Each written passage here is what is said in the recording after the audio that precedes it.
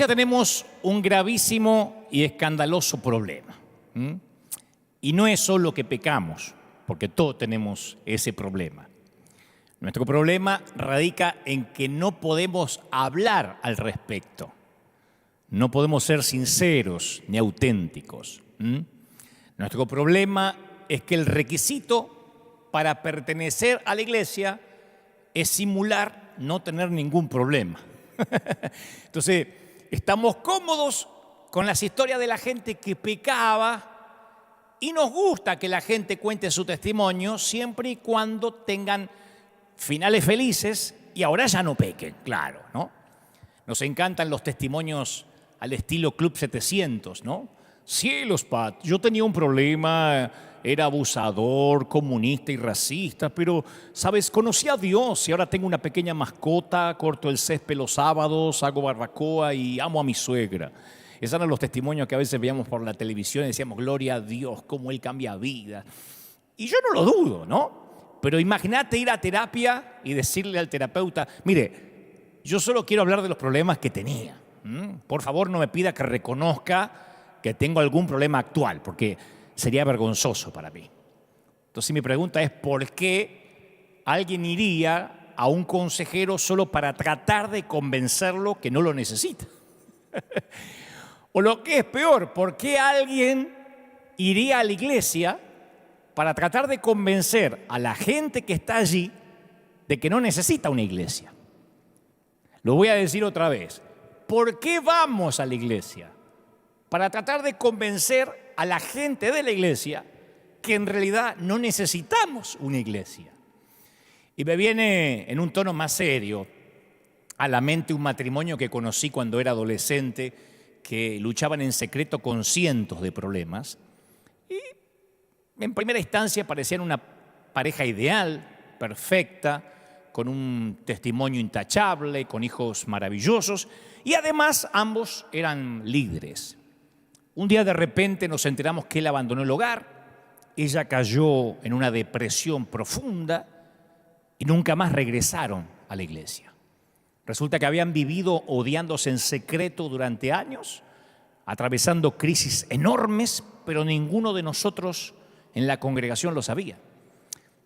Se me ocurre que tal vez no tenían el valor para decírnoslo o pedir ayuda.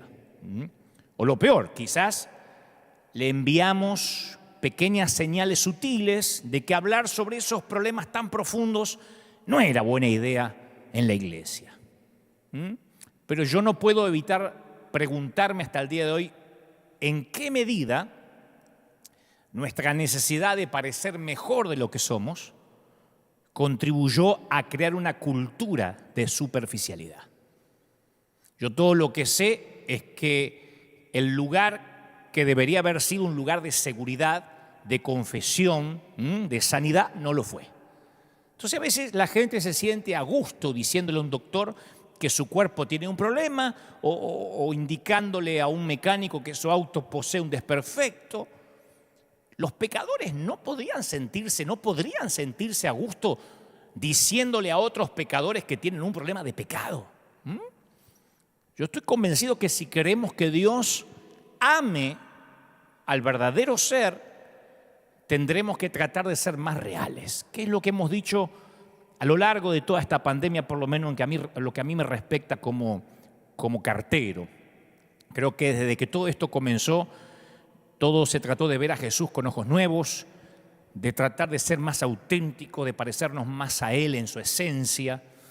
Y cuando uno ve las historias bíblicas se da cuenta, por ejemplo, que David fue el mayor rey de Israel, pero también era un hombre polígamo, un padre espantoso, ¿no? Era un mentiroso, un adúltero, codicioso, asesino.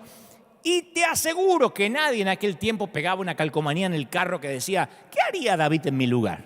Viste que hay ciertas calcomanías que dicen, ¿qué haría Jesús en mi lugar? Bueno, nadie decía, ¿qué haría David en mi lugar?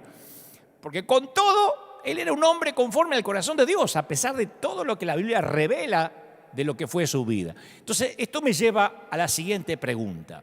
¿Es posible que alguien que esté luchando tan profundamente con el pecado anhele profundamente a Dios a la misma vez?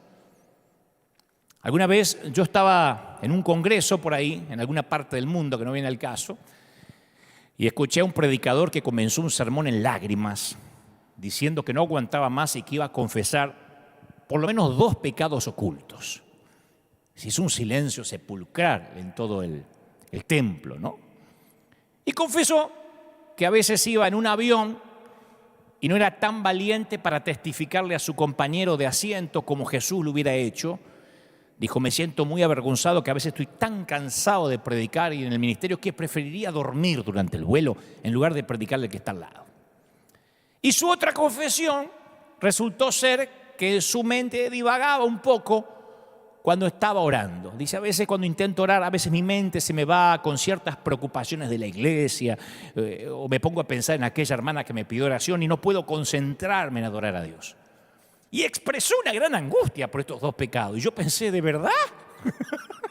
¿De verdad? Esos son sus 2 grandes pecados. Esos son los 2 pecados que iba a confesar. ¿Y qué esperanza nos queda el resto de los mortales, no? Así que salí más frustrado de lo que fui.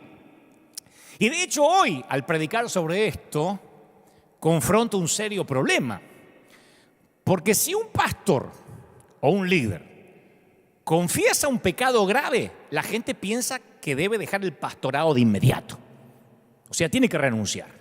Pastor que confiesa un pecado debe renunciar.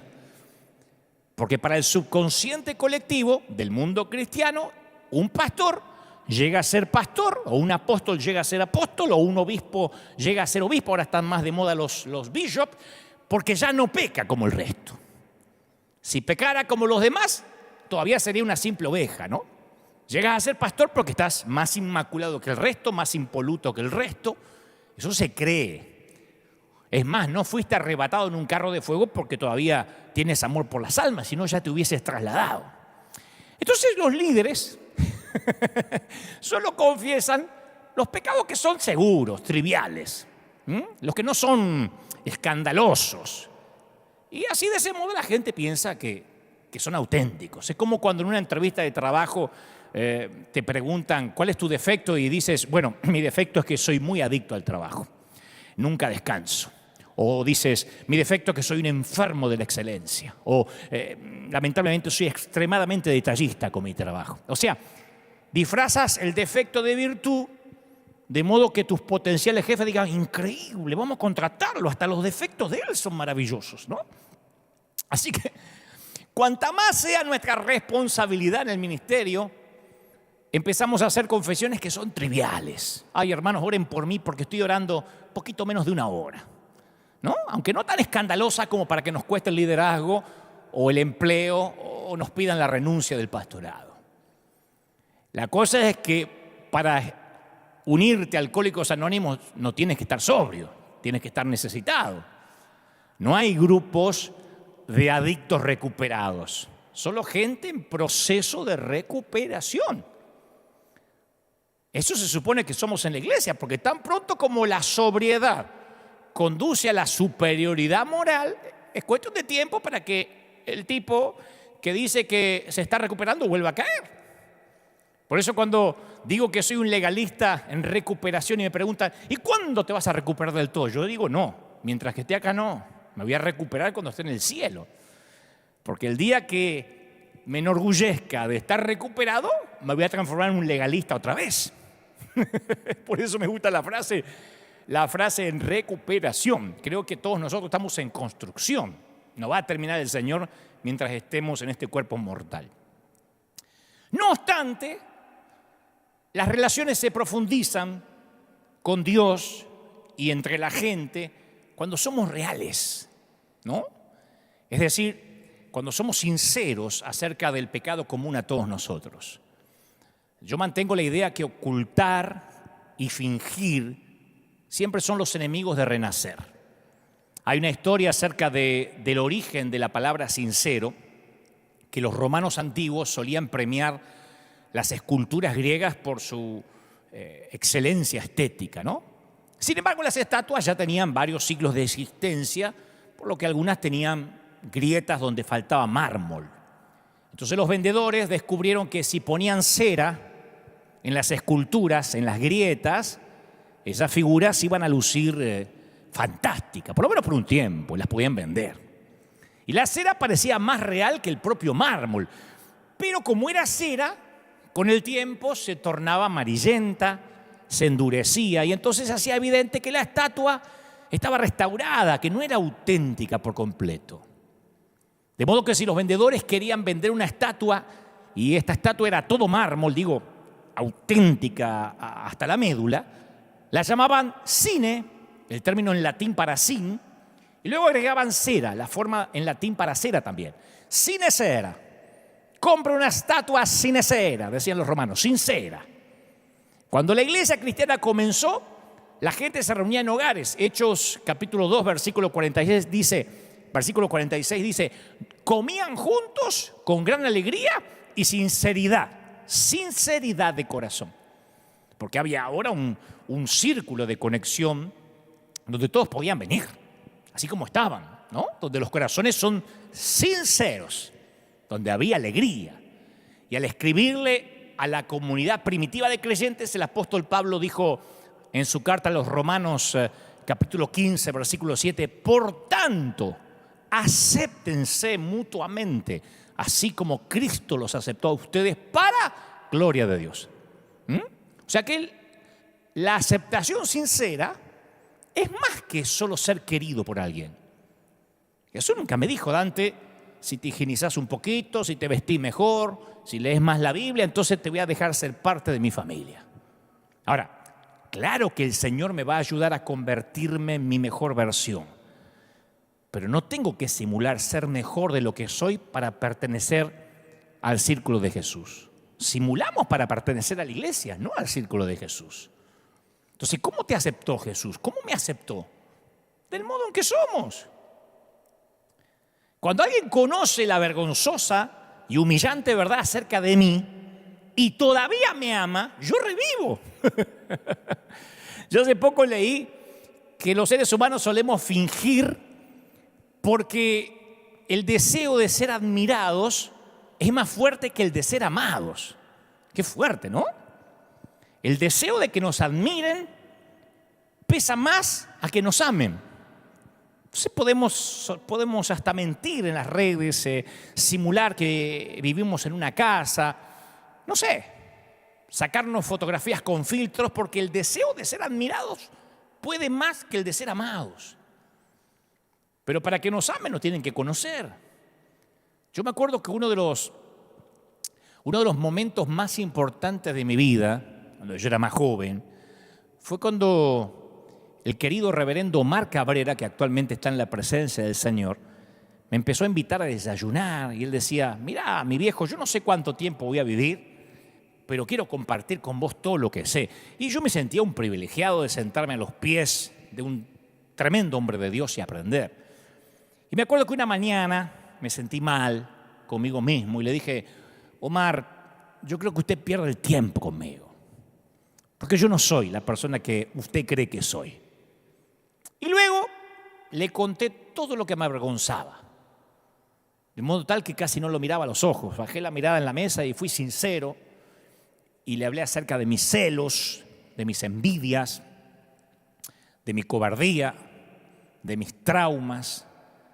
Y me sentí vulnerable porque yo tenía miedo de quedar fuera de su círculo, que ya no quisiera más verme ni desayunar conmigo, de perder la conexión con él. Y nunca voy a olvidar sus palabras.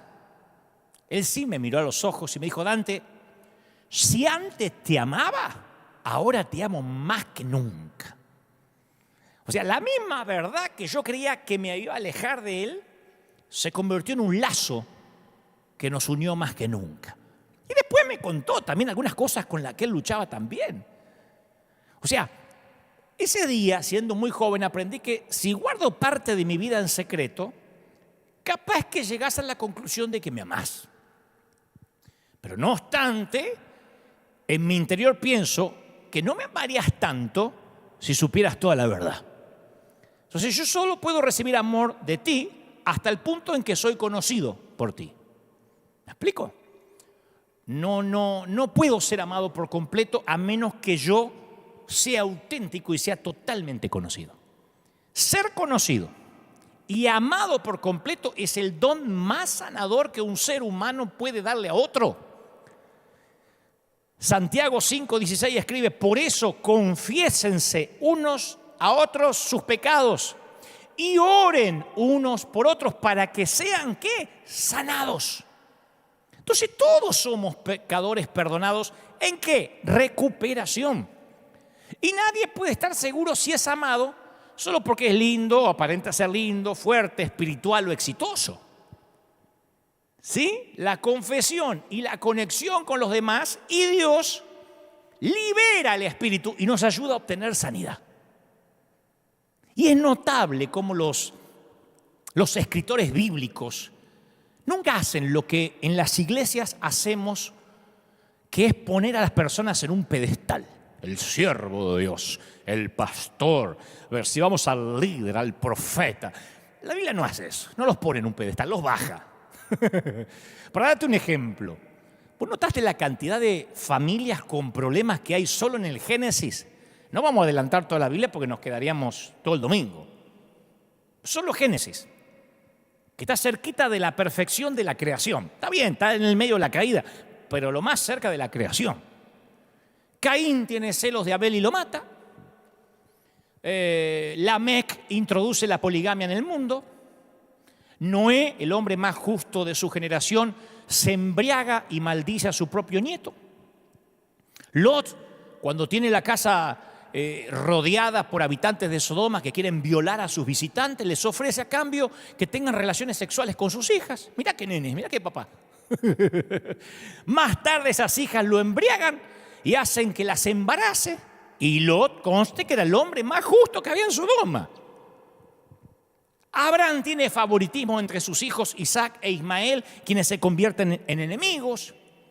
Isaac hace lo mismo entre sus hijos Jacob y Esaú, eso estaba en la línea sanguínea. Y estos terminan siendo enemigos acérrimos durante 20 años. Jacob muestra favoritismo más tarde hacia José por encima de sus 11 hermanos.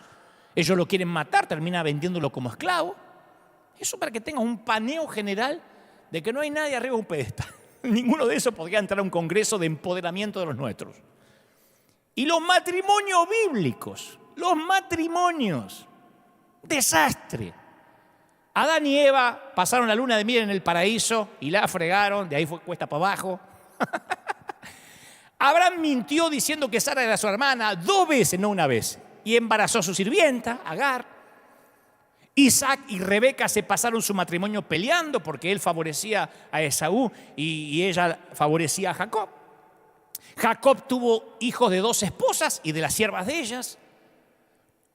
Todo lo que sabemos de la esposa de Moisés, Séfora, es que tuvieron una pelea brava en cuanto a circuncidar a su hijo y ella le dijo: a partir de ahora solo sos esposo de sangre para mí. Una manera de pedirle el divorcio y que nunca más se supo de ella. David era un desastre como marido, Salomón era peor. Cuando la vida de Job se puso difícil, vino la mujer y dice: maldice a tu Dios y muérete. Mirá qué linda esposa tenía el tipo. Rubén, el primogénito de Jacob, duerme con la concubina de su padre. Judá, otro de los hijos, duerme con su nuera cuando ella se disfraza de ramera. Pues seguí toda la tarde. Ahora voy a decir, ¿por qué estás diciendo todo eso? Porque en las películas de Disney la vida es difícil hasta que te casás. Y de ahí en adelante la Cenicienta y el príncipe, la Bella Durmiente y el otro patea a los enanos y se va con el príncipe. De ahí adelante la vida es feliz para siempre. Sin embargo, en ningún lugar en la Biblia una pareja se casa y después es feliz para siempre. El matrimonio no salva a nadie, solo Jesús lo hace. Es un ejemplo. Todas estas personas necesitaban terapia urgente. Todos los que están acá son carne de diván. Freud se hubiese hecho el festín con la gente que hay acá. Ahora, ¿por qué escribe todas estas cosas?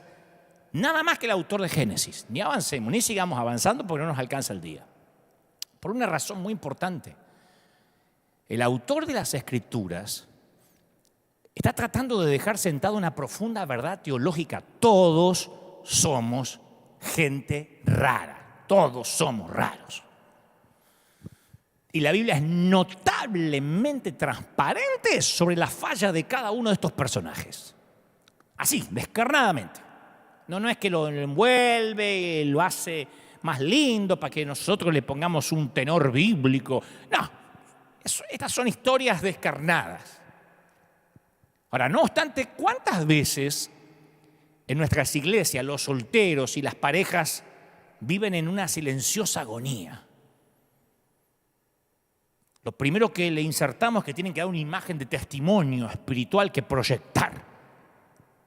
Y capaz que por debajo de la superficie de la realidad es que están atados a debilidades que jamás van a contar. O en algunas parejas existe abuso físico, o abuso psicológico, o emocional, o sexual.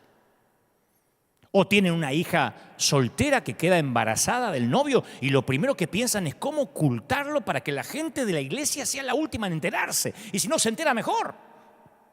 O uno de ellos uno de los cónyuges es un alcohólico secreto. Y se pone pastillas de menta para que no se le sienta el olor al alcohol cuando viene a tomar la Santa Cena. O están pasando por una quiebra financiera, pero tienen terror que se sepa en la congregación, porque lo primero que le van a decir los líderes es que no fueron fieles con los diezmos y por eso están pagando. Y así, la gente que más necesita recibe menos, ya que eso significaría abandonar el pedestal de la espiritualidad. Por eso dije al inicio del mensaje que tenemos un serio problema. No del pecado, sino que lo tenemos que ocultar. Ahora, ¿qué tal sería? Escucha. ¿Qué tal sería si la gente real pudiera ser tan sincera como lo es en la Biblia? En una comunidad reunida en torno a una cruz, no debería haber lugar para pedestales para nadie. Pero nos encanta el altar, el lugar santísimo. Pase al altar. Nos encanta poner estratos que no existen. Nos encantaría que el velo no se hubiese roto y que estuviéramos los sacerdotes separados de la gente. Pero si alguna vez hubiera una iglesia donde todos puedan traer su equipaje con ellos, sin finales felices, sin simular historias de Disney o vidas impecables, si alguna vez hubiera un grupo en donde todos fueran amados y nadie fingiera, no habría suficiente lugar en ningún edificio del mundo para albergar tanta gente. Vos sabés que hay ciertos negocios donde existe una góndola de mercadería disponible a precios muy baratos, ¿no? En Argentina se llama retazos, liquidación. Y la advertencia que recibe el cliente es una etiqueta que está a veces sobre la góndola o si no sobre cada artículo que están en esa sección. Y todas las etiquetas llevan las mismas palabras, tal como está, que es una forma eufemística de decir estos artículos están fallados. Entonces el negocio te está haciendo una advertencia razonable. Este es un stock que tiene fallas. Entonces aquí vas a encontrar defectos. Una mancha que no sale, una cremallera o cierre que no funciona, un botón que no cierra. No son artículos normales, por eso están en oferta, ¿no? En liquidación. Pero tampoco te dicen dónde está el defecto. Si querés llevarlo vas a tener que buscarlo. Mi mamá decía, pero ni se ve el defecto, no se ve el defecto, después aparecía. Sí sabemos que está fallado porque ahí lo compraste. Así que cuando lo encuentres, y lo vas a encontrar, no vayas al reclamo de cliente para que te lo cambien lloriqueando. Porque cuando se trata de la mercadería que está en ese sector, hay una regla fundamental. Número 1, no hay devoluciones. Número 2, no se devuelve el dinero, no se cambia la mercadería. Si estás buscando perfección, te metiste en la góndola equivocada, en el pasillo equivocado. Si lo querés, te lo tenés que llevar tal como está. Tal como soy sin más decir. ¿Te acordás? Que a otro yo no puedo ir y tú me invitas a venir, bendito Cristo, vengo a ti. Siempre cantamos tal como soy. Y por alguna razón pasamos la puerta de la iglesia y fingimos ser lo que ya no éramos o no somos. Si buscas perfección en una iglesia, te metiste en el edificio equivocado. Si buscas perfección en una iglesia, te metiste en el lugar equivocado.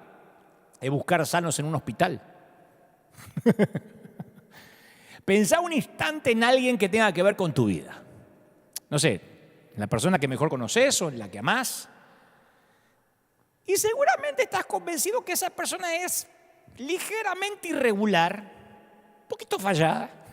Un poquito fallada, digamos, como que hay una pequeña etiqueta puesta en esta persona. Aquí hay un defecto, vas a tener que buscarlo, tarde o temprano va a aparecer. ¿No? Una tendencia al engaño, una lengua que le gusta tirar frasecitas venenosas, disfrazadas de piedad. ¿Viste que hay gente que hace pero se disfraza de piedad? Y bueno, es el defecto, un botón que no cierra. Un espíritu pasivo, gente que hay que pincharle la oreja para que haga algo. Un temperamento sin control que explota y manda a todos a pasear y después se arrepiente. Ojos vagabundos que bajan cuando pasa una muchacha. No te voy a decir dónde está el defecto, pero ahí está. Solteras no hay hombres perfectos. Hombres solteros no hay mujeres perfectas. Así que cuando encuentres la fallita, y la vas a encontrar, no te sorprendas y pongas cara de ¡ay! Yo que orino agua bendita me encontré con alguien fallado. Si querés entrar a una relación auténtica con esa persona, solo hay una forma, tal como está. Si no, dejemos de cantar tal como soy. Cantemos tal como voy a fingir que soy. Si andabas en busca de la perfección, te metiste en la góndola equivocada. Pero nos sentimos tentados a vivir bajo la ilusión de que en algún lugar hay gente santa. Hay gente que anda de iglesia en iglesia porque estoy buscando una de sana doctrina. Y una donde el pastor sea santo. Y donde haya gente que viva en santidad. No, estás buscando gente que finja igual a vos. Hacemos torpes intentos por arreglar a la gente, por controlarla, por fingir que es lo que no es. Y una de las grandes señales de la madurez consiste en aceptar la realidad de que todos venimos tal como estamos, somos raros. Lo normal que decimos, en que creemos, no existe. Y por supuesto, lo más doloroso de todo no es darse cuenta de que no hay iglesias perfectas. Lo que más duele es darte cuenta de que estamos también nosotros en la góndola de artículos defectuosos. Eso es lo que más duele.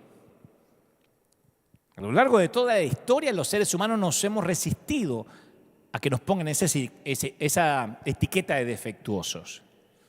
Entonces, ¿qué hacemos? Bueno, dividimos al mundo en dos grupos. La gente santa y normal, o sea, como nosotros, y la gente rara y carnal. Pero todos y cada uno de nosotros tenemos hábitos que no podemos controlar, fallas que no podemos corregir y defectos que nos cuestan un riñón enmendar. Ese es el elenco con el que Dios tiene que trabajar. Ese es el elenco de nuestras congregaciones. De la misma forma que el vidrio está predispuesto a romperse o el gluten está predispuesto a hincharte la panza, nosotros estamos predispuestos a hacer lo que no debemos si se dan las condiciones. Esa predisposición es la que los teólogos llaman depravación. Lo primero que hacemos es mentir, nos sale la mentira, mentimos y sacrificamos nuestra integridad por unos pesos miserables. Perdóneme, oficial, le juro que no vi el cartel de velocidad máxima, no sé, me distraje para ver si zafamos la multa. Justo te iba a llamar en estos días, mirá, justo me lo sacaste de la boca, mentimos para quedar bien. Repartimos un chisme por WhatsApp por el gusto de sentirnos superiores durante unos instantes. Mirá lo que me llegó. Tratamos de crear la falsa impresión de que somos productivos en el trabajo, aunque por ahí estamos horas mirando videitos de YouTube. Tratamos de intimidar a los empleados o a nuestros hijos para dominar, para disfrutar la sensación de poder. ¿Por qué? Porque somos raros. Porque estamos fallados. Y porque, como sabemos en nuestro interior que así no deberían ser las cosas, tratamos de esconder nuestras rarezas. torpemente. Entonces todos fingimos ser más buenos de lo que somos en realidad. Y a todos es como que nos dedicamos a llamar, yo le llamo administración de los defectos escondidos, como que los administramos, los gestionamos, ¿no? Pero de vez en cuando, en esta cultura hipócrita y superficial que termina a veces siendo nuestra iglesia, la etiqueta tal como está adquiere una visibilidad fuerte en alguien. A veces a alguien se le notan los hilos. Los titiriteros dicen que nunca se tienen que ver los hilos de las marionetas, ¿no? Pero a veces los hilos se ven en alguien. Alguien que no puede fingir bien, alguien que no puede tapar mucho lo que no puede tapar. Entonces nos enteramos que un pastor se está separando. Que a otro lo acusan de tener conexiones con el narcotráfico. Así es como se hizo la iglesia. Parece que el Chapo se la pagó. Un hermano de la iglesia dice que está luchando contra la homosexualidad. Me parecía medio rarito.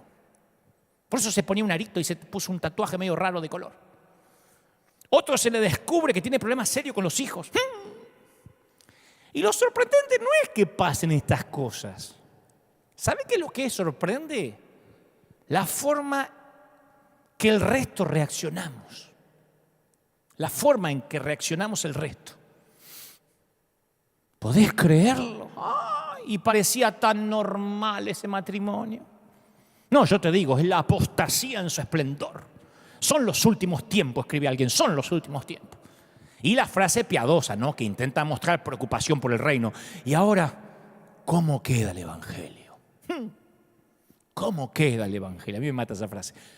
Como que, ¿viste? Algunos los ponen a cuidar y a guardianes del evangelio. ¿Cómo queda el evangelio? Que en realidad lo que están diciendo es, habíamos convenido que íbamos todos a fingir y que íbamos a ocultar los problemas personales para que el evangelio no quede mal. Habíamos quedado que todos fingíamos. El problema de la raza humana no es que tengamos unas cuantas manzanas podridas entre nosotros. El problema de la raza humana es que todos llegamos fallados. Estamos en proceso de recuperación y no hay manzanas sanas entre nosotros. No es que hay algunas podridas, no hay manzanas sanas. Algunos son más famosos que otros, nada más. Algunos tienen más seguidores que otros en las redes, nada más. Y algunos hacen más ruido que otros. Desde los tiempos del huerto del Edén, el pecado y el encubrimiento han sido tan inevitables como la muerte y los malos políticos. Hay algunos que son muy hábiles para fingir, pero la rareza sigue existiendo. Todo el mundo es santo hasta que lo conocemos. Todo el mundo es santo hasta que lo conocen. Acuérdate eso. Por eso dicen que el maquillaje es el arte de la administración facial, ¿no? Hay ciertas mujeres que no quieren nunca que un hombre vea cómo es realmente su rostro sin adornos. Entonces, por eso el maquillaje está pensado para hacer que los ojos parezcan más grandes, los labios más gruesos, la nariz más delicada, las pestañas más largas. Pero no son solo nuestras manchas o defectos físicos lo que tratamos de esconder o lo que no nos gusta. Muchos de nosotros nos esforzamos mucho para esconder manchas que arruinan nuestro carácter. Y esconderse es una maldición edénica. Esto viene del huerto. Uno se esconde movido por la vergüenza. Y en esto va comprendido el fingimiento y el engaño para mantener ese fingimiento. Entonces el encubrimiento es el lugar para el temor y la ansiedad. Adán se esconde y Dios le dice, ¿dónde estás? Es una de las preguntas más asombrosas que hay en las Escrituras. ¿Por qué Dios hace esa pregunta? El salmista escribió que donde quiera que él fuera, nunca podía salirse del alcance del conocimiento de Dios. Si tendiera mi lecho en el fondo del abismo, también estás allí, Señor. El Salmo 139:8. Entonces la pregunta de Dios no tiene que ver con la situación geográfica de Adán. Es una invitación. ¿Dónde estás? Es una invitación.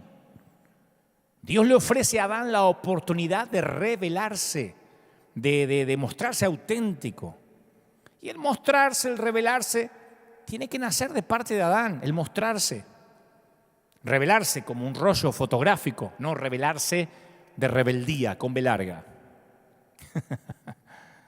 Una de las señales que distinguen a una iglesia sana de una secta o de una iglesia enferma, que es lo mismo, es que en la comunidad auténtica nunca se coacciona o se manipula a la gente para que se muestre a sí misma, para que cuente. Nunca. Dios invita a Adán a que se muestre. Alguna vez cuando yo era adolescente iba a una iglesia en la que se avergonzaba verbalmente a la gente en público, haciendo que revelara detalles de su vida, de la historia sexual del pasado. ¿Dónde está el hermano que cayó en fornicación con aquella hermana? Y cuanto más detalles morbosos, mejor. Te aconsejo que si alguna vez te encuentras en un sitio donde está pasando esto, no camines en dirección opuesta, salí corriendo. Por eso insisto, el mostrarse tiene que nacer en cada uno, no porque alguien te está extorsionando. La tendencia a esconderse es tan fuerte que los psicólogos hablan del fenómeno del impostor, que es la sensación que si los demás conocieran la verdad acerca de mí, me dejarían de admirar, ya no me admirarían tanto. Entonces, creemos que la autenticidad socava la autoridad, que cuanto más auténtico me muestro, menos me van a respetar. Mientras más hábiles somos para manejar las impresiones, más nos vemos atrapados en una agónica soledad, porque cansa fingir, harta fingir. No fuimos hechos para vivir de esta forma. El escritor del libro de los Hechos dice que en la nueva comunidad la gente se reunía con alegría y sencillez de corazón. Habían aprendido a dejar de fingir que eran personas distintas a las que eran. Vos imagínate cómo sería tu vida si se desvanecieran de tu vida todos los fingimientos. De verdad te digo. No me digas, es que yo no finjo. No. Imagínate la libertad y el alivio que sería no tener que tratar de convencer a nadie de que sos mejor de lo que sos. Que piensen lo que quiera. Me importa 3 Biblias. Ese es el verdadero plan de Dios para la vida humana. Cuando en las redes me ponen, qué decepción, Dante, qué pena, qué lástima, Dante, qué lástima, que es la frase que viste que le gusta usar a los que manejan el club del fingimiento, qué lástima. Venías bien en la senda antigua, pero qué lástima, qué lástima. A mí me gusta responderle, y eso que no conocer los demás defectos que no sabes de mí. Si te da lástima una cosita, imagínate si me conociera. Ahora, tampoco muestro todo a todos, porque tenemos que saber a quién contarle todo. Hay momentos que hay que saber seleccionar de forma deliberada lo que revelamos y lo que no, y a quién. Porque no es tampoco, soy auténtico y voy por la vida ofendiendo a todo el mundo. No. Yo tenía una tía. Bueno, ya está con el Señor, así que puedo decir el nombre, la tía Sara, aunque mis primos viven, sus hijos. Cocinaba espantoso. Por lo menos traía unos pasteles horribles a casa, unas tortas espantosas. Y la traía para tomar mate, para tomar café. Y mi madre decía, ¿qué se le dice a la tía? ¿Qué se le dice? Yo quería decir que deberían darle cadena perpetua a la tía, para que nunca más vuelva a cocinar, ni se acerque a una cocina por el resto de su vida. Pero no, porque me ligaba un cachetazo. Decía gracias y apenas la tía se daba vuelta le daba el pastel al gato, ¿no? ¿Por qué? Uno tiene que ser cortés a veces, ¿no? No, eso no es mentir. Tampoco uno va a andar por la vida diciendo que la torta es horrible. También pasa lo mismo cuando hay un asunto de negocios en el medio, que puede ser muy adecuado actuar con reservas. Es más, consejo que no me estás pidiendo, pero que igual te lo voy a dar, te vas a tropezar con cierta gente ante las cuales siempre te conviene actuar con reservas. El escritor de Proverbios dice, el chismoso traiciona la confianza, no te juntes con gente que habla de más. Los autores de las Escrituras advierten que actuemos con sabiduría en cuanto a qué revelamos y a quién. En particular, no reveles nada profundo a personas que no son dignas de confianza, porque podés terminar malherido. La reserva en la comunicación tiene su lugar. Pero bueno, si queremos verdadero crecimiento, vamos a tener que saber a quién, cuándo ¿Y qué revelar? Hasta que podamos revelar completamente para que oren por nosotros, para que nos ayuden. ¿Vos sabés que no hay nada más encantador?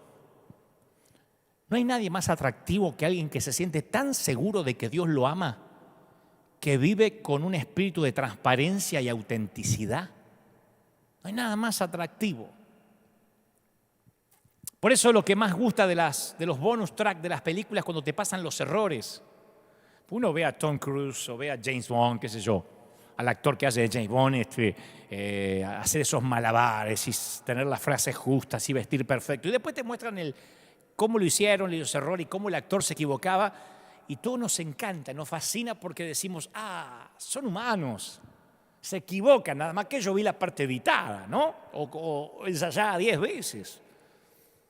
Pero es atractivo, atrae, subyuga a la gente auténtica. Es realista, siempre dispuesta a que la gente sepa quién es, qué piensa, qué tiene en el corazón. Es espectacular esa gente que no se preocupa demasiado cuáles van a ser las consecuencias, lo que van a pensar los demás. Y yo te confieso que a mi edad, la autenticidad es uno de los aspectos en los cuales más quiero crecer. Yo quiero ponerme cada vez más viejo y más auténtico. No sé lo que voy a hacer predicando en 10 años y todavía Dios me tiene predicando.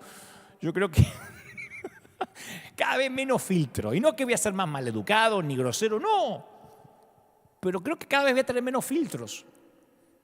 El apóstol Pablo le dice algo maravilloso a la iglesia de Corinto acerca de la forma, ¿no?, en que le es posible a la gente la vida en comunidad. Él dice que hay que vivir sin velo sobre el rostro. En 2 Corintios 3:16 dice, pero cuando se conviertan al Señor, el velo se quitará. Porque el Señor es el Espíritu. Y donde está el Espíritu del Señor, ¿qué hay? Allí hay libertad. ¿Dónde está el Espíritu de Dios? Lo cantamos en las campañas, ¿te acuerdas? Hay libertad, hay libertad. ¿Dónde está el Espíritu de Dios? Siempre hay libertad. Y Pablo usa esas palabras al relatar de nuevo la historia del encuentro de Moisés con Dios en el monte Sinaí. ¿Te acordás que el rostro de Moisés resplandecía? En nuestros días decimos que la gente feliz o enamorada tiene el rostro radiante. Dice, mira vos, mira cómo le brilla el rostro. La gente siempre usó ese adjetivo hasta para describir a la novia en una boda, ¿viste? ¿Cómo está la novia? Radiante. Nunca hablan del novio. ¿Cómo estaba el novio? Ojeroso, preocupado por todas las cuentas que va a tener que pagar. Cuando vio la fiesta se quería matar. Pero la novia estaba radiante. Tenía ese peinado horrible que le hacen a todas las novias, pero estaba radiante. ¿No? El rostro de Moisés estaba radiante también. Bueno, yo me imagino que sus contemporáneos estaban impresionados, porque se regó la voz. Che, el rostro de Moisés resplandece. ¿Cómo que resplandece? Resplandece como una baliza, así. Cuando lo miraban decían, tremendo, el tipo es especial, mira cómo brilla. Pero una mañana se levantó, se fue a afeitar, se miró al espejo, mientras que se pasaba la brocha, y observó que ya no estaba resplandeciendo tanto como antes, porque antes ni tenía que prender la luz.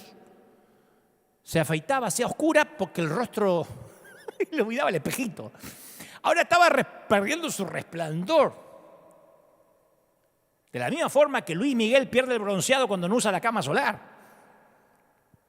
Y sabía que cuando la gente viera ahora su rostro estaría menos impresionada con él. No estoy inventando. Él sabía que así no iba a ser tan especial. Pablo lo dice en la carta a los Corintios, 2 Corintios 3:13.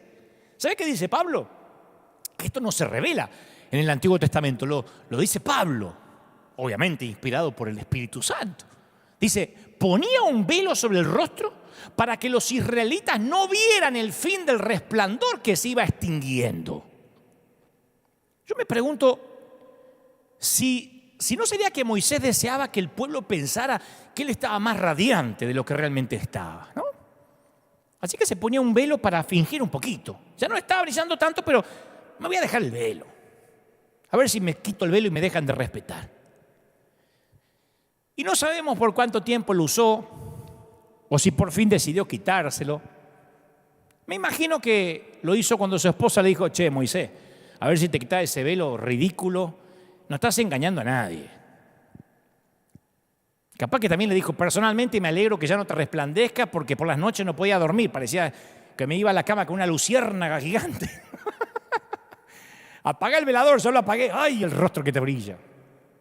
¡Qué alivio debe haber sido quitárselo y dejar que el pueblo viera que era el Moisés de siempre! No tenemos que fingir que resplandecemos más de lo que realmente lo hacemos. Podemos vivir, ¿sabes qué? A rostro descubierto. Dicen en mi país, a calzón quitado. Dice Pablo, así que, como tenemos tal esperanza, actuamos en plena confianza. ¿Sabes lo que es actuar en plena confianza? Entrar a una casa y sacarte los zapatos. ¿Vos te sacás los zapatos en cualquier casa? ¿Con cualquiera? Solo si hay plena confianza. ¿Te maquillás todo el día en tu casa? Bueno, debe haber gente que sí. Pero si estás en confianza, como te levantaste a la mañana, ni las lagañas te quitas. El velo no les ha sido quitado, dice Pablo, porque solo se quita en Cristo. Y continúa, así todos nosotros, con el rostro descubierto, reflejamos como en un espejo la gloria del Señor. Somos transformados a su semejanza con más y más gloria, pero para eso hay que tener el rostro descubierto, Con mascarilla no reflejamos nada. Y además agrega, más bien, hemos renunciado a todo lo vergonzoso que se hace a escondidas. No actuamos con engaño ni torcemos la palabra de Dios, pero si nuestro evangelio está encubierto, para nosotros, lo está para los que se pierden. Lo dice Pablo. Si fingimos nosotros, ¿qué le vamos a pedir autenticidad al ateo? Si está encubierto para nosotros, si estamos, aleluya hermano, ¿cómo está acá ando, gloria a Dios, empoderándome? Bendito sea el Cordero. ¿Cómo le vamos a pedir al otro que confiese que se emborrachó? Si está encubierto para nosotros, está encubierto para la gente. Y aclara Pablo, tenemos este tesoro en vasijas de barro, no en copas de cristal, vasijas de barro, para que se vea qué tan sublime poder viene de Dios y no de nosotros. Más clarito, échale agua, sin máscara, sin escondernos. Ahora, cuidado, no se trata solo de ser auténticos, No es cuestión de mostrarse, porque eso no basta para curar lo profundo de nuestra caída. Porque esto no es para, bueno, vamos a ser auténticos y ya está. No, Hitler solía decir, bueno, seré un psicópata genocida, pero ese soy yo. Le gusta a quien le guste. Y esa autenticidad no sirvió para nada. Entonces no solo necesitamos ser auténticos, no sirve solo así yo soy. Pablo dijo, con el rostro descubierto reflejamos la gloria del Señor y somos transformados.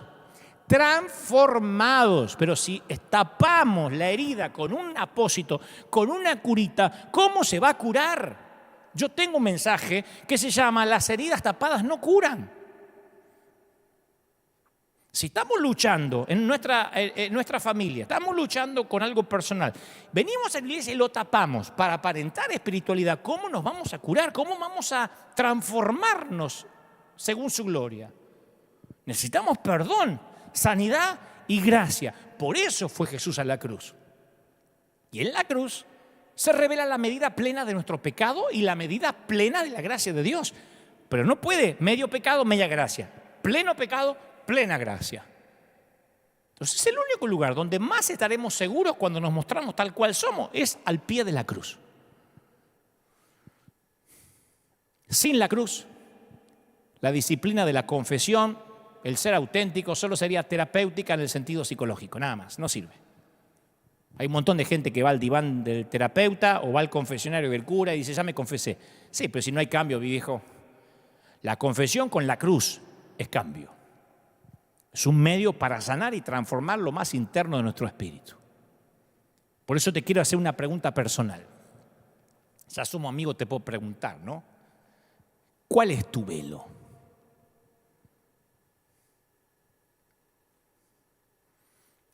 ¿Detrás de qué te escondes para que no te conozcan? Hay quienes se esconden tras las conversaciones superficiales. Viste que hay gente que habla mucho y tienen tema de todo y son buenos conversadores, pero ese es su escondite, su escudo. Hablan del clima, del trabajo, del fútbol, de todo, pero nada profundo. Todas sus palabras son escudos. Están escondiendo el corazón. Hay otros que se esconden detrás del buen humor. Tal vez tienen un don para hacer el alma de la fiesta, hacer reír a la gente, pero cuando la conversación se pone tensa, triste o tocan cosas personales, ellos encuentran la forma de hacer un chiste. Che, te conté del gallego que le hice el otro, para no hablar, ¿viste? Se esconden tras un rostro sonriente. Cada uno de nosotros hace lo que puede por esconderse detrás de un escudo. Para uno se trata de un misterioso silencio que constituye un retraimiento impenetrable. Para otros la charla es fácil, ¿viste? Pero se esconden detrás de la charla, otros se esconden detrás de la timidez para que no podamos encontrar nada que decirles. Otros detrás de una férrea seguridad en sí mismo que los hace invulnerables, hipertérritos, no se les puede ni hablar. Otros usan su inteligencia como velo. Otros usan su ignorancia como velo. Algunos se tapan con el velo del trabajo, otros, el más usado en la iglesia, el velo del ministerio. Creemos que compensamos sirviendo lo que no somos. Otros, el velo de la familia. Vos decís, ¿cómo el velo de la familia? Sí, hay gente que le encanta sacarse fotos con los hijos, con los nietos, con los bisnietos, porque su escudo es, miren lo feliz que soy. Tengo felicidad para repartir. Tomá, para la comadre aquella que dice que no me saco fotos. Ese es su escudo. No lo hace porque tiene ganas, lo hace porque me tengo que sacar fotos. Y es irónico. Pero en las iglesias hay mucha gente que se esconde tras el velo de la espiritualidad. Fíjate vos, qué paradójico, qué falacia, ¿no? Es el velo más conocido, citan versículos bíblicos. Le decís, ¿cómo estás? Bien, bien, con una paz que sobrepasa todo entendimiento. Mierda, le viste que te responden así como diciendo, mirá la frase que me aprendí. Pero estoy orando por, te falta trabajo. No. Dios tiene todo bajo control. Y por ahí después se ponen a llorar como marranas. Y no está mal decir esas frases. Pero recubren las debilidades humanas con un barniz de lenguaje piadoso. Y te digo una cosa, cuando tratamos de parecer más espirituales, en realidad nos hacemos menos humanos. Fingir siempre interrumpe el fluir del espíritu, siempre. La unción fingida es lo peor. Es preferible que diga, mira, no siento, a que si todo el mundo se caiga te tires en adhesión. Todo el mundo habla en lengua y vos hablas en lengua por solidaridad. Te inventás algo para no quedar afuera. Es espantoso. Es espantoso. La bendición fingida es espantosa. Usar el idioma cristianés para encubrir la crueldad, para encubrir el odio visceral, los intentos de controlar. En los 10 mandamientos se nos dice que no hay que usar el nombre del Señor en vano. Y nosotros lo pensamos en términos, de usar palabras profanas, pero también se refiere a cuando nos ocultamos detrás de ese lenguaje espiritual.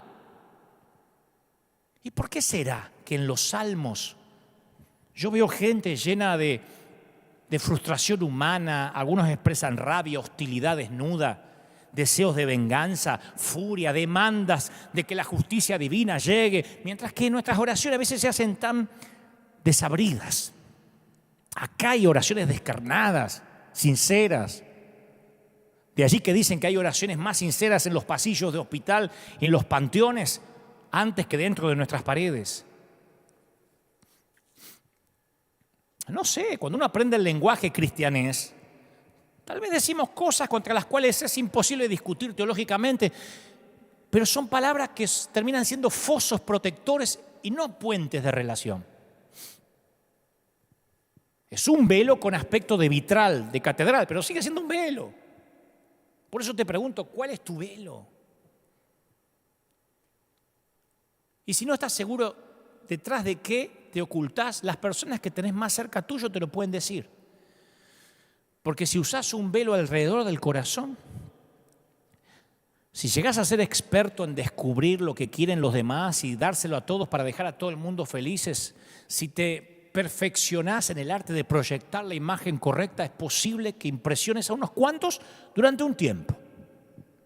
Pero te digo, vas a ir perdiendo tu resplandor y tu vida poco a poco se va a ir apagando con el transcurso de los días. Tal vez impresiones a la gente, pero no vas a hacer amistades verdaderas. No te van a amar de verdad. ¿Sabe qué es lo irónico? Que quienes más nos atraen es la gente que vive a rostro descubierto. ¿Quién más atrae? Una de las cosas más maravillosas que nos gustan de los niños, que nos agradan de los chiquitos, es que los nenes todavía no saben administrar su rostro. Ya sea que se trate de un helado, de que tienen que comerse las espinacas, o que hay un monstruo debajo de la cama, el rostro te va a decir lo que hay en su corazón. Mirar el rostro de un nene y te va a mostrar si está asustado, si está frustrado, si la torta no le gustó. Y a medida que vamos creciendo, vamos aprendiendo el arte de la hipocresía, de administrar el rostro, ¿no? Le enseñamos a nuestro rostro a esconderse, a protegerse. Adiestramos nuestro rostro para que nos dé un aspecto de seguridad. Cuando a lo mejor nuestro corazón está asustado. O un aspecto de piedad cuando tenemos el corazón desesperado por las tentaciones o por la culpa. Y muchas veces hasta admiramos a las personas que aprenden a administrar y a simular y a fingir su rostro, pero no es el tipo de cosas que nos atrae. Nos atraen las personas que viven a rostro descubierto, que es como es. Lo podés amar, lo podés odiar, pero es como es. Te fascina quien es como es. Te fascina. Yo leía que el Papa Juan XXIII, uno de los líderes religiosos más amados del siglo XX, ¿no? Despertaba mucho el afecto de la gente donde quiera que iba. Y en parte era porque fue uno de los líderes de la Iglesia Católica que tenía ausencia total de fingimiento. Era hijo de una familia muy pobre de campesinos. Y en una ocasión el Papa estaba en una fiesta, es una historia muy conocida, y entró una señora con un vestido muy escotado, ¿no? Y más tarde el comentario que hizo el Papa fue: una de las cosas más duras de ser Papa es que por lo general, si una mujer con un gran escote entra a una fiesta, todo el mundo la mira.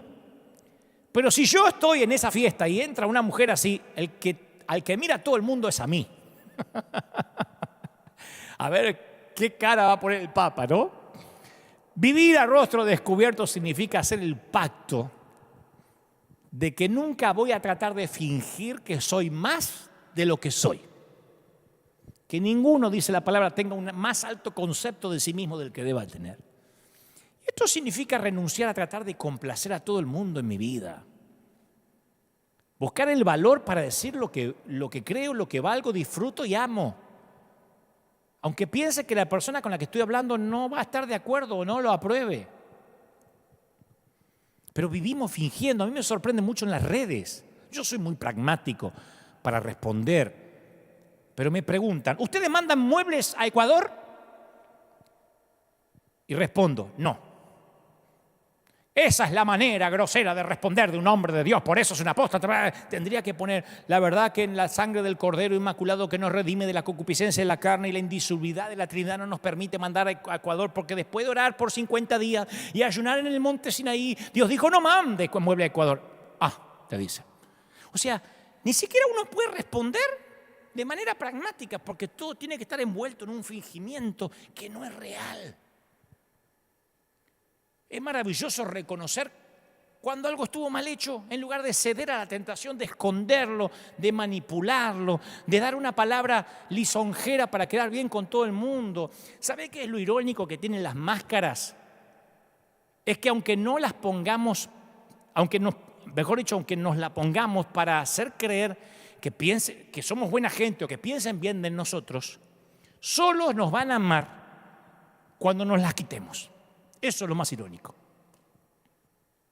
Fíjate que uno de los aspectos más exclusivos y atractivos de la vida de Jesús era que Jesús tenía una transparencia total. A diferencia de tantos líderes, Jesús llevó una vida común, transparente y corriente. permitió que sus amigos lo vieran en momentos que estaba gozoso, triste, airado, cuando estaba cansado. Estaba cansado cuando quería responderle irónicamente a los fariseos y les decía víboras, serpientes, áspide, hipócrita. Alguna vez se cuidó, no, que a ver si esto después lo escriben en la Biblia y se hace viral. Nunca los seguidores de Jesús tuvieron que adivinar si algo lo complacía. Che, ¿esto le desilusionará al jefe? Lo sabían. Y cuando la vida de Jesús se aproximaba al final, no los convenció de que estaba repleto de optimismo. Me voy a la cruz, pero me voy empoderado. Repite conmigo, voy a la cruz, pero voy empoderado. No dijo eso. Fue tan transparente que les dijo, es tal la angustia que siento, que me invade, que me siento morir. Fue el único ser humano adulto de todos cuantos hayan vivido que jamás aprendió a administrar o gestionar su rostro.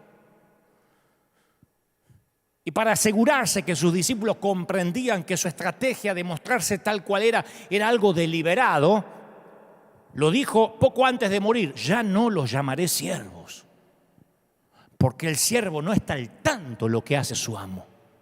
Los he llamado amigos, porque todo lo que a mi Padre le oí decir se los he dado a conocer a ustedes. Pero qué privilegio, che.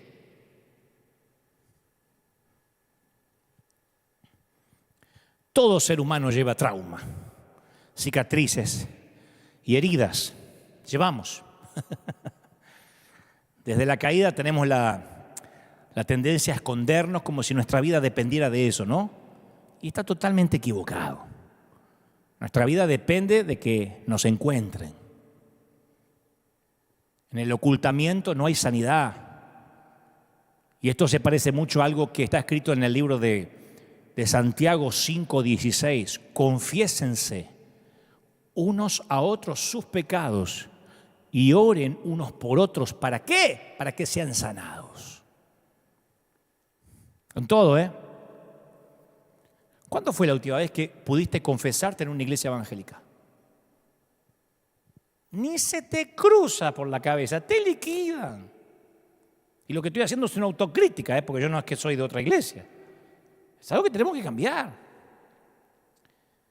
Porque no es solo nuestro cuerpo el que necesita que salgamos de nuestro escondite, lo necesita nuestro alma.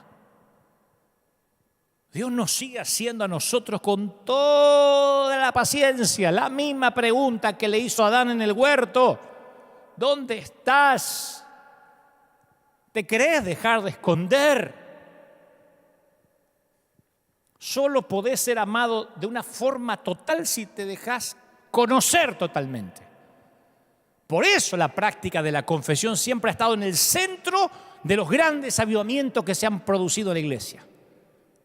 Si un cristiano puede confesarse con otro cristiano, nunca más volverá a estar solo de nuevo en ninguna parte. Como supo decir Karl Bonhoeffer, quien fue un líder cristiano alemán que fue parte del movimiento de la resistencia contra el nazismo y cuyo padre, además que él era un líder espiritual, cuyo padre era psiquiatra. Él supo decir: en la presencia de un psiquiatra solo puedo ser un enfermo. En la presencia de un hermano cristiano me atrevo a ser un pecador. Y cuando las personas navegan en esa profundidad, ahí comienza a ser posible que haya una iglesia verdadera. O el tipo de iglesia que Dios quiere para nosotros.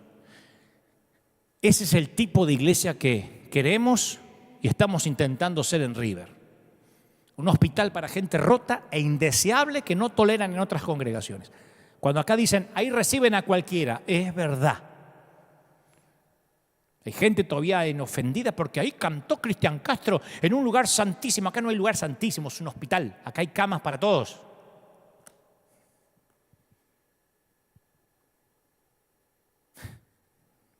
Y al respecto al título, quiero hacer un par de declaraciones pertinentes al caso, porque sé que se están preguntando, ¿y por qué ese título? Bueno, hace un par de semanas llamó a nuestras oficinas una dama que nos contó que enviudó hace poco, pero que su esposo, que era un pastor, le había dicho: mira, yo te voy a dar un trabajo, pero no te vas a casar conmigo. Y ella dijo: ¿por qué? Porque yo no quiero casarme. Y él le dijo: ¿por qué no te vas a casar conmigo? Y ella dijo: porque yo no quiero casarme. pero que estaba tan feliz que su esposo conoció al Señor y se entregó a Cristo durante la pandemia, antes de morir, a través de nuestros mensajes, que quería, en señal de agradecimiento, dar una generosa ofrenda. Fue una generosa ofrenda, de verdad. Y dijo, yo no estoy pagando por esto, porque nadie me pidió. Pero mi esposo veía todos los mensajes desde River durante la pandemia y partió con el Señor. Y yo estoy muy agradecida. Y además, a la semana me envió un paquete con los libros que ella ha escrito. Se llama Celsa Rocha. Es norteña de México, de Nogales. Es madre de 2 hijos, ya adultos, y abuela de 3 nietos. Y Celsa escribió unos libros magníficos.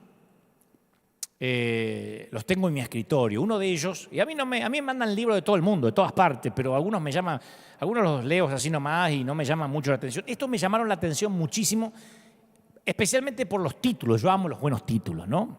Uno de ellos se llamaba Zurdos, Locos y Feos. Mejor dicho, salmos para zurdos, locos y feos. Y yo me permití cambiar locos por raros. Pero aún así llamé a este jueves pasado a esta querida dama Celsa y le solicité su permiso. Hablé por teléfono y dije, Celsa, si vas a verme el domingo, quiero decirte que voy a usar tu título. Un poquito cambiado, pero si me dejas usarlo. Y me dijo, por supuesto, es un honor, etcétera, ¿no? Le mando un saludo enorme. Y a lo largo de este mensaje ya te expliqué por qué raros. Porque todos lo somos, ¿no? Ya no hay duda de que somos raros. En cuanto a feos, Isaías 53:2 describe al Señor en la cruz y dice, no había en él belleza ni majestad alguna. Su aspecto no era atractivo y nada en su apariencia lo hacía deseable. Y yo pensé que todos nosotros somos feos en nuestras actitudes, en la parte que no se ve, dejando de lado la estética, ¿no? Que la estética es relativa, la belleza es relativa y el canon de la belleza va cambiando con los años. Pero mucha gente es hermosa físicamente, pero en el proceder y en su conducta son feos, desagradables, groseros, aunque, insisto, hablen el idioma cristianés y pinten con barniz evangélico su odio visceral. Todos ocultamos un lado feo, una parte que no queremos que se vea en público. Algo indecente, indecoroso, no sé, inmoral, vergonzoso, que tratamos de ponerle filtros. Así como hacemos con esas horribles estrías, ese lunar que siempre borramos, esas varices, esa piel que cuelga, ¿no? Solo que para ciertas cosas del carácter, cuando no se trata de algo físico, no hay cirugías, ni prótesis, ni Photoshop para eso. Y finalmente, zurdos. Algunos estaban ofendidos porque se estás discriminando a los zurdos. No, en la Biblia zurdo se le llamaba imposibilitado de su mano derecha, es el término hebreo para zurdo, ¿no? Y desde la antigüedad, diversas civilizaciones y culturas han discriminado a las personas zurdas. El movimiento solar es hacia la derecha, la mayoría de las personas son diestras, los zurdos son el 10% de la población, mucho. Y en latín se denominaba sinester, se le decía sinester a la izquierda, siniestro. Caerán tantos a tu 10.000 a tu diestra y 10.000 a tu siniestra. O sea, la siniestra, lo zurdo tenía que ver con algo siniestro. Es algo tan arraigado que fíjate que hasta el día de hoy seguimos usando la frase, che, hoy me levanté con el pie izquierdo, para referirnos a un día en que todo nos salió al revés.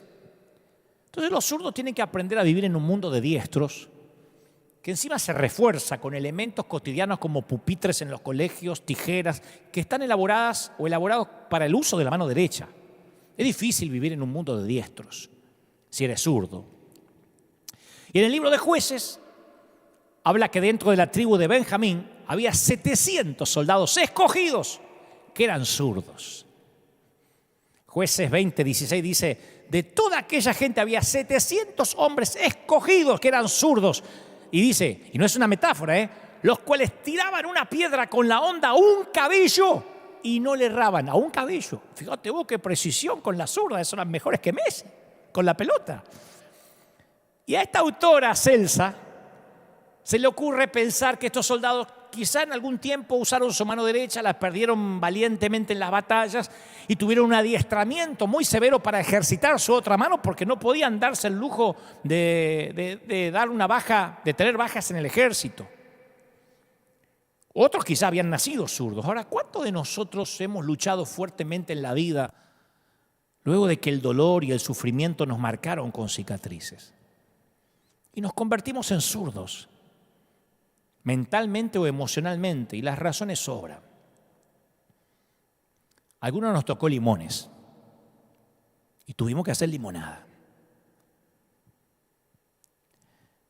Para todos los ofendidos, yo descubrí de adulto que mi cerebro vino cableado de fábrica de un modo diferente a lo normal, ni mejor ni peor, diferente. Pero cualquiera lo definiría como una falla, un defecto fabril. Para algunos tengo un cerebro zurdo, para otros lo llaman síndrome de Asperger. Es un trastorno del neurodesarrollo cuando el cerebro funciona de manera diferente a la mayoría. Comparte las características nucleares del autismo. Es un autismo de alto funcionamiento. Y este tipo de cerebro, tiene muchas limitaciones que no me voy a quedar toda la tarde para explicártelas. Pero tiene algunas cosas buenas. Por ejemplo, ayuda a tener un lenguaje fluido en lo que te interesa. Hasta dicen, no me hago cargo, pero dicen hasta que uno puede tener una capacidad intelectual superior incluso a la media.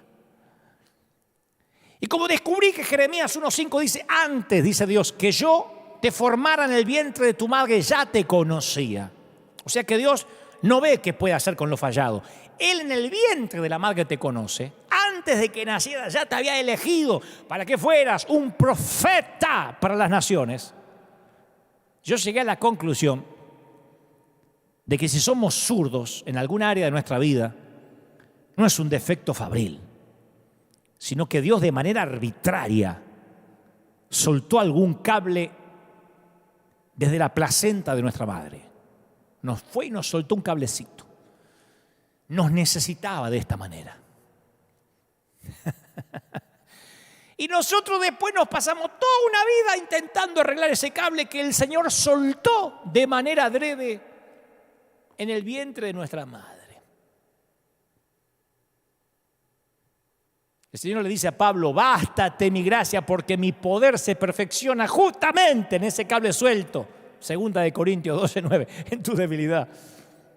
O sea que luchamos con esta debilidad a propósito. No tiene otra manera Dios de perfeccionar su poder en vos.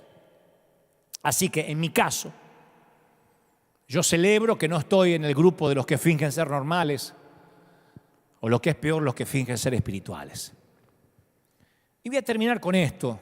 De tanto en tanto, a mí me parece, quiero creer que Dios le regala a la humanidad gente que piensa y ve el mundo de una manera divergente, de una manera casi insurgente, ¿no? Y de tanto en tanto aparecemos los zurdos, aparecemos los raros, aparecemos los feos. Y vemos al mundo de un modo inusual. Y de vez en cuando, quizá cada 100 años, este tipo de gente auténtica, sincera, rara, extraña, nos juntamos en un solo lugar. Eso se da cada tanto, ¿eh? Y en una de esas logramos una comunidad auténtica. Un sitio donde cuando entras te dan ganas de decir la verdad de quién sos. Un hospital de gente rota que aprendió a no fingir. Y quién sabe, en una de esas, lo que comenzó en un solo sitio bajo un techo de Anaheim, se termine transformando en un río que ya no se pueda detener. Voy a orar por todos los que están del otro lado, que pertenecen a alguno de estos grupos. Con partes feas del carácter, raros porque nunca encajaron en la iglesia tradicional, o zurdos porque la vida los obligó a ir a contramano, contra la corriente. Voy a orar por todos esos que me están mirando ahora con lágrimas en los ojos y dicen, yo sabía que no era normal. ¿Quién lo es? Yo sabía que no estaba en mi juicio cabal. No, nunca lo estuviste, si no, no me estarías mirando. Estarías mirando a otros profetas, otros apóstoles más conservadores. No estarías mirando a un tipo que cuando le dicen que es pastor no quiere serlo y dice que no lo es. No, convengamos que somos raros. Convengamos que tenemos un defectito, una ligera falla. Estábamos en la góndola de lléveselo como está. Y así te ama el Señor. ¿Cómo te ama el Señor? Así. Abraza al padre al hijo pródigo y le dice: hijo, preparé una fiesta. Vamos a celebrar. No hay pases de factura porque te fuiste y lo que hiciste. ¿Dónde está la plata que te di? Un abrazo sincero. Y todavía nos seguimos comportando como los hermanos mayores. ¿Cómo nos molesta cuando alguien que no tiene nuestra higiene espiritual, que encima es fingida, dice ser cristiano? ¿Cómo escribimos en las redes? Y se convirtió ese fulano de tal porque bastante deja que desear con su familia. Pero ¿quién sos? ¿Quiénes somos? Para criticar la vida familiar de quién, si no resistirías una cámara a las 24 horas de tu propia familia.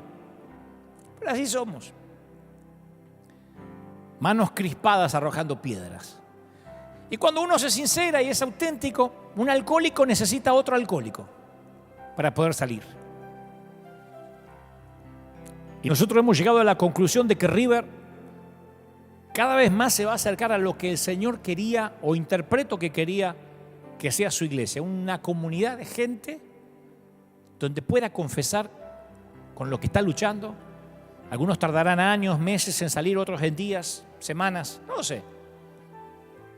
Pero no seremos nosotros quien discriminemos quién entra y quién no entra al cielo. Como dice nuestro querido fundador Juan Carlos Ortiz: ¿sabes qué pasa, querido? Yo prefiero equivocarme dando gracia que dando justicia. Porque dando gracia no te puedes equivocar. Pero ajusticiando a quien Dios ama, no quiero estar en tus zapatos. Yo prefiero dar gracia. Y esto no es libertinaje, ni que me volviera a senda antigua. Es más, yo no entiendo por qué hay gente que se empeña en seguir en nuestras redes, en seguir mirándonos y está en contra de todo. Esto es para la gente rota. Los demás pueden migrar hacia otros perfiles, de verdad. Los demás pueden buscar gente que tenga su propia higiene espiritual, pero esto va dirigido a la gente rota, a la gente fallada, a la gente zurda, rara y fea. En términos metafóricos, los diestros, los normales y los lindos no deberían escuchar este mensaje. Esto es para la gente necesitada, los que dicen: no puedo más, quiero ser auténtico. Yo lo descubrí tarde, ojalá que el Señor te ayude a descubrirlo a esta altura de la vida. Padre, estoy orando por todos aquellos que están recibiendo esta palabra ahora. Oro para que traiga sanidad en el cuerpo, en el alma, en el espíritu. Bendigo, Dios, a los que están pasando situaciones adversas, a la familia, a los papis, a los hijos, a las abuelas. Bendigo a esa familia maravillosa que va a venir pronto aquí a casa. Bendigo a todos los que me miran en cualquier parte del mundo, para que la autenticidad sea la marca de esta congregación, de la iglesia de Cristo en todo el mundo. Y ahora los que están en sus hogares, así como lo hizo el esposo de Celsa Rocha, y quieren recibir a Cristo en el corazón, tú puedes recibirlo. No sabes cuándo te tocará partir a la eternidad, cuándo tendrás que tomar el último tren a casa. Así que repite conmigo, di: Señor Jesús, entra en mi corazón, perdona mis pecados, anota mi nombre en el libro de la vida, haz de mí una nueva persona. Vamos, dile que te anota en el libro de la vida, dile que estás agradecido por la cruz. No importa si eres católico, ateo, musulmán, judío, testigo de Jehová, adventista, no me importa. El Señor dice: esto es para todos. ¿Cómo te ama el Señor? ¿Cómo no te va a amar si te tienes esculpido en sus manos, príncipe, princesa del Señor? Amén y amén. Gracias, mis queridos, por estar ahí. Faltan 14 días para reencontrarnos. Todavía el domingo que viene seguimos en el mismo horario de la transmisión. Es el otro, dentro de 15 días, 14 días en que va a cambiar, o 15. Pero vamos a seguir aquí transmitiendo los mensajes, esta santa familiaridad que Dios nos dio y esta camaradería que hemos sabido. Bueno, a esta altura de la vida, a esta altura ya empiezo a decir cualquier palabra o inventar. Que hemos sabido conseguir, esta familiaridad y esta camaradería que hemos sabido forjar. Yo te bendigo y oro para que todas tus cosas te vayan bien. Gracias al escuadrón de búsqueda en combate contra las filas invasoras.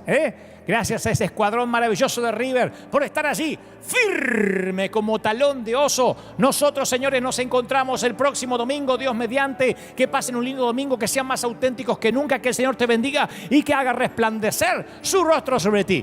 Chau, gente, los quiero mucho y nos vemos aquí dentro de 7 días, como siempre, con el último mensaje mediante esta modalidad todavía sin gente.